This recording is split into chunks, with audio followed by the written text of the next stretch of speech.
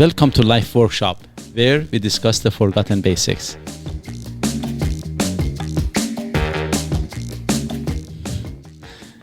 I better turn off the music, otherwise Doug keeps dancing in here. My request was if I can sing at some point, but I don't know. We'll put a vote out for that at some point. So, hi everyone again. It is Mo and Doug. Your favorite co-host. And host, of course. The topic of this episode is passion. I should say one reason that I picked this subject, it was because myself, I have realized I have lost some of my umph to do some stuff. So I wanted to study that's how you can just re-energize. To get it back? Yeah. I thought it's just because you think of me as a very passionate person. That was my second reason. But now, actually, I'm going to start with a question for you, Doug, as well as for the audience. When you say I'm passionate about something, I have a passion, what does that mean? So I think it's a bit of a craze or a bit of a fad at that time where and at that time, I mean, it could be for a week, for a month, for a year, maybe a couple of years, but it's something that you are, I don't know, you don't necessarily have to be good at it, but you really like doing it. It gives you enthusiasm, it gives you a bit of a drive if you get to do that. So basically, in another term, you want to do it versus you have to do it. Correct. You're looking forward to do it. And of course, some people, they get too passionate, some not as passionate, depending on the situation and the day and some the good person. And some good passion and some bad passion. Actually, this is another thing, that passion sometimes can become addiction, and some of the passions are toxic and some are helpful. So we are going to... So if you say passions can be toxic, does that mean like your passion can be rubbed off on other people or transferred or influenced? No, I didn't want it in that way, but I mean, it can do that. Obviously, people get influenced by each other. But the toxic means that, they ruin their life. Mm-hmm. For example, if you have a passion for, let's say you really enjoy smoking. Right. Or you really enjoy doing drugs or not. I've actually heard that people say they really like smoking. I know. Never being a smoker myself, I'm not sure. Of course, we don't call them passionate, we call them addicted. Smokers. Yeah, and this is actually another thing, the addiction, and what is the difference between passion and addiction? Because a passion can become addiction. Let's say we run, and then some of the runners, they become really too passionate about it. They start with half marathon, then ultra marathon, then triathlon, and it just goes on and on and on. And as long as and this is where that the line is between a good passion and bad one. Mm-hmm. When it controls you versus you are in control of your passion. Right. If your passion makes your life better, then obviously it's good. But if it starts to control you and you lose control and makes your life worse, then it's bad. Okay, so explain this. Being active, and let's stick to the running example, okay? Being active and being a runner is healthy and it's good for you. How can it be bad? When do you eventually get to that stage where it's, when as you just said, you're not in control of it anymore? It is when that, for example, if you do a lot of long distance runnings and those kind of things, to the extent that a lot of time or money is spent, and then you're not really spending time on the things that are of more value, that for your friends or family or, I don't know, job or something like those things. But I think though sometimes your passion can blur your vision of what is valuable and what is not. Very good. That is correct. So because of that, thank you for that confirmation. Actually, I know it's correct. I said it. No, that is very true, because sometimes, the person, and because of that, as we had a subject about this, that, in order to self-check what is the best way, self-reflection and, just seeing what you're doing well, that is one.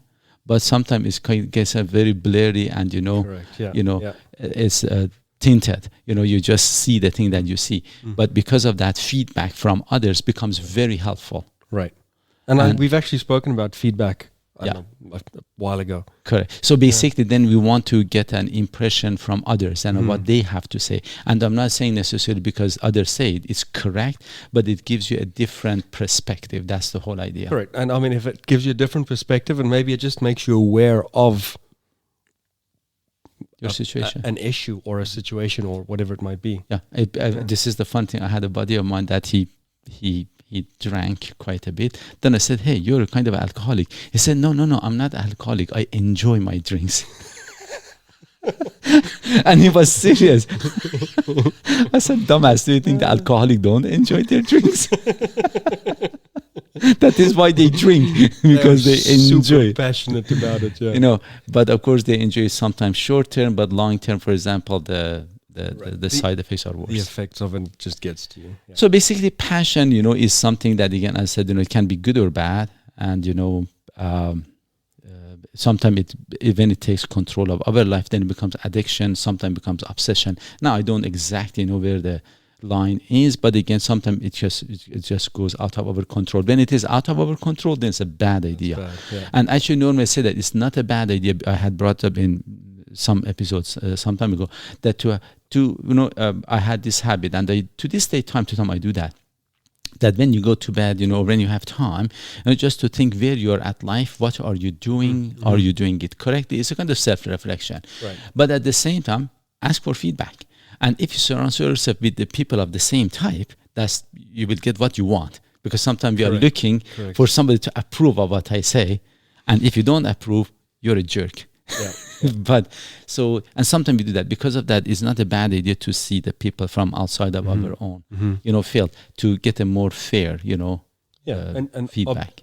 Like an objective perspective. So, yeah.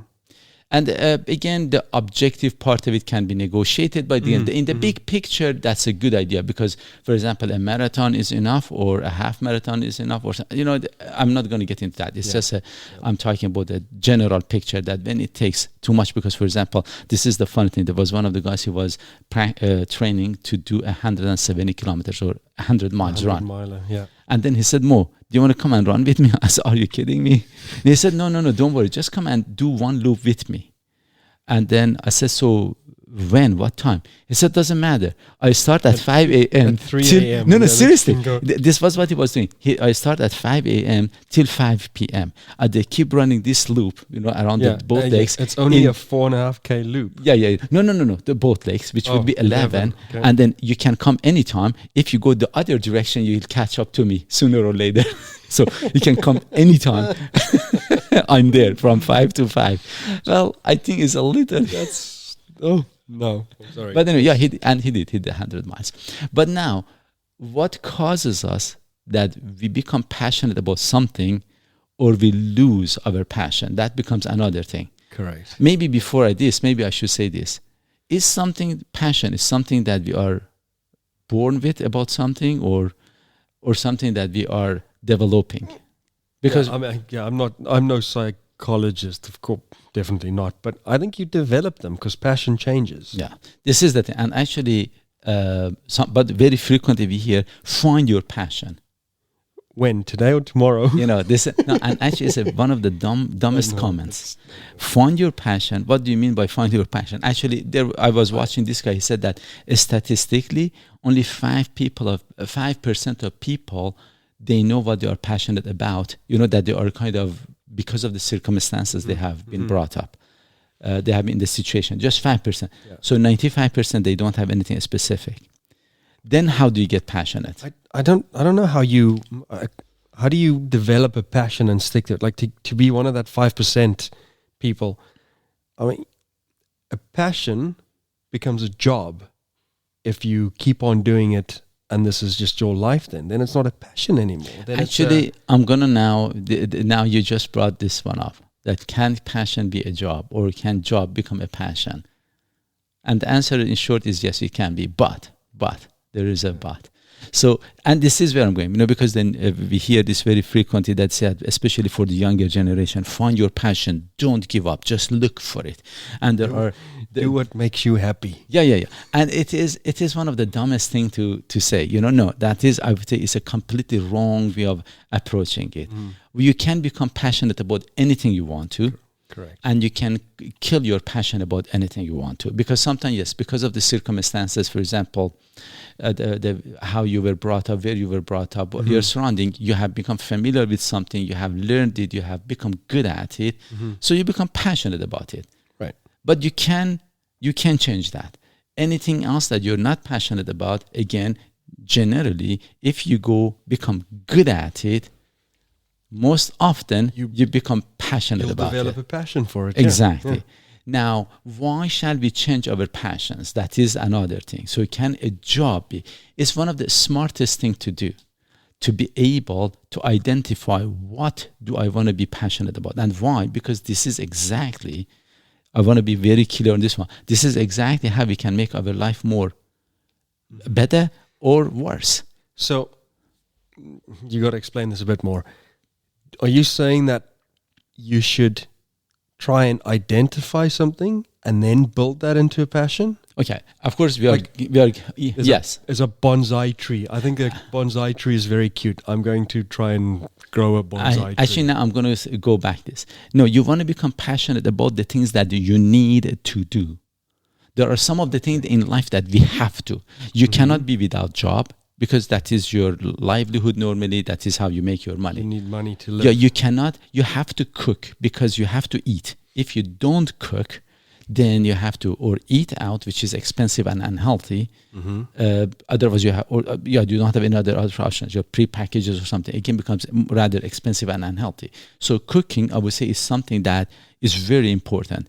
Exercise, as far as I'm concerned, is a must in life. Yeah. And then you have to learn to become passionate about those things. Another thing is dealing with people and social skills. It is something that we have to. We cannot avoid dealing with others. And these others can be from friends to people that we don't know, to customers, to the co-workers, and in all different environments. So and problems happen all the time in our lives, So we have to learn how to become passionate about all this. How do I become passionate about cooking? How do I become passionate about my job?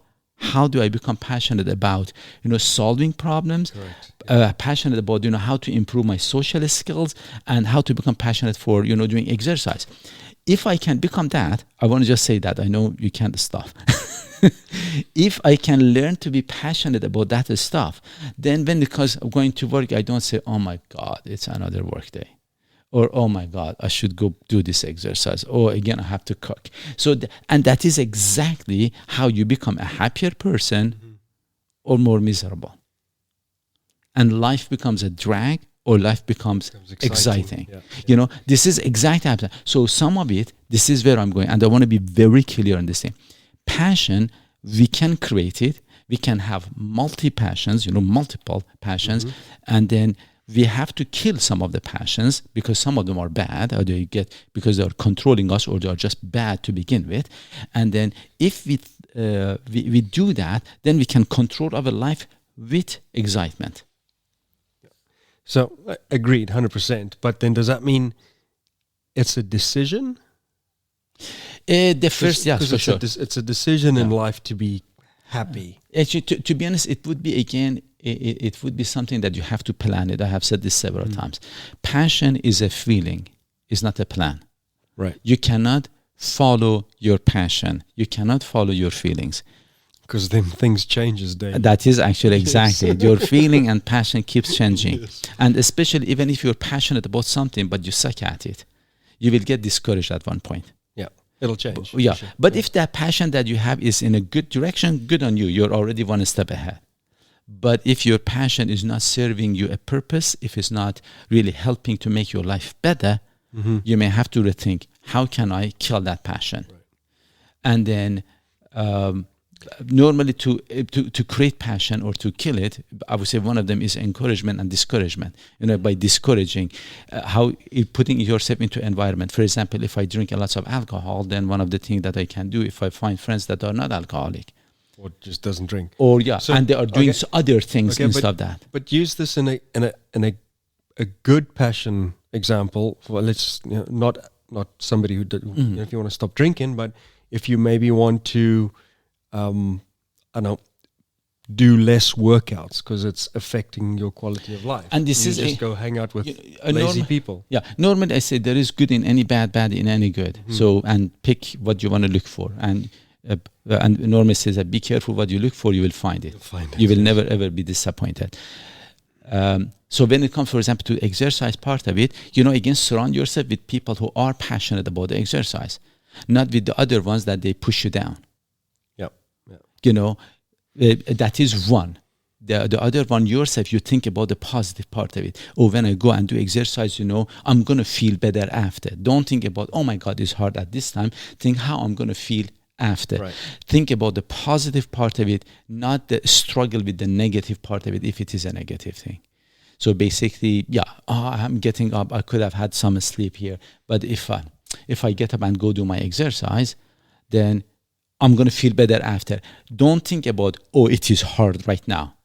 Think about the positive part of it, that I'm going to feel better after. I'm going to push myself now.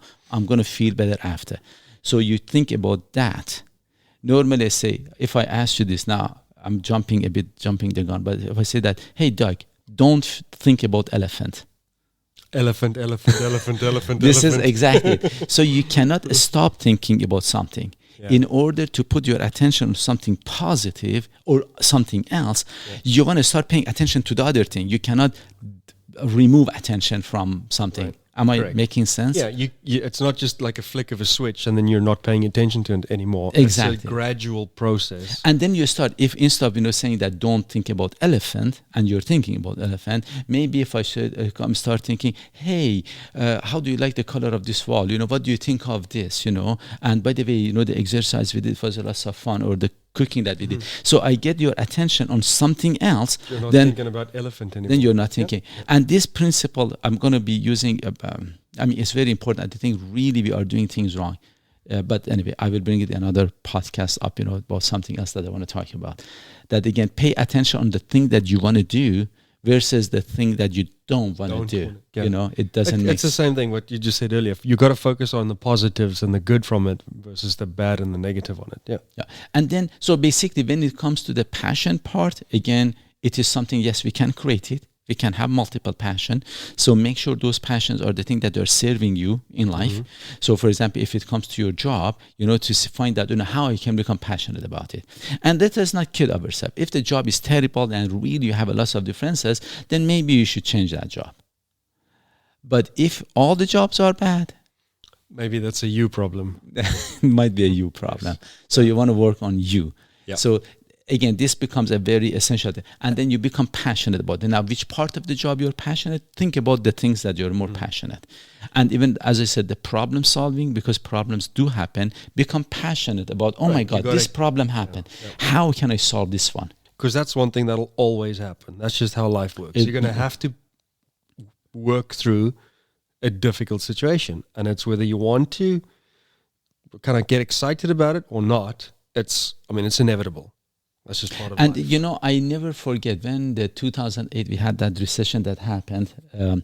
There was this guy. As soon as I was a part of this email group of some businesses. There was one email. Okay, recession happened. How can we take advantage of this situation? What can we do to gain? Yeah. And I said, who the hell is this guy? What a beautiful view. Yeah. That you think about how I can make good out of this bad. Mm-hmm. And he had gone through the scenario in his email, that basic blog that he had written, that how you can do that. So again, it's just all a set of thought. Right. That if you switch it, instead of thinking about the problem, you think about the solution. If there is something that you want to not pay attention, you don't think about that. You pay attention to things that you want to think about. But pay attention to. Isn't that also quite critical, though, to surround yourself with people that will make you think of the good and the better versus the... For sure, that would be... It's like hanging out with negative people and positive people. To me, that's a massive, massive thing that influences... It depends on... Correct. At one point, it becomes a drag, then you cannot... once I had a patient of mine that she wanted to go to the gym, and she said, Mo, what can I do, And I have this best friend of mine, I'm trying to get her to go to the gym with me, and, I can't. I said, well, you have two options. Or you can try to encourage her to go to the gym with you, or you can go to the gym and find people that are already there, make them friends. Yes. Yeah. Which one is easier? And then she said, well, I think the second option. I said, so maybe work on that one. Yeah. And then give your friend a time, let her decide if you want to come. Yeah, That's the best thing, is the example, I Yeah. suppose, in that situation. Yeah, and then you just you change your environment because you need that support. You change your environment, then your environment helps you. But sometimes you're very solid in your place, then your environment cannot affect you. You affect the environment. So it depends how solid you are at the time. For a different subject. But anyway, so again, I would like to finish this podcast, with this question again. What is your passion in life? If people could answer that one. And does it make your life better or worse? That is another one.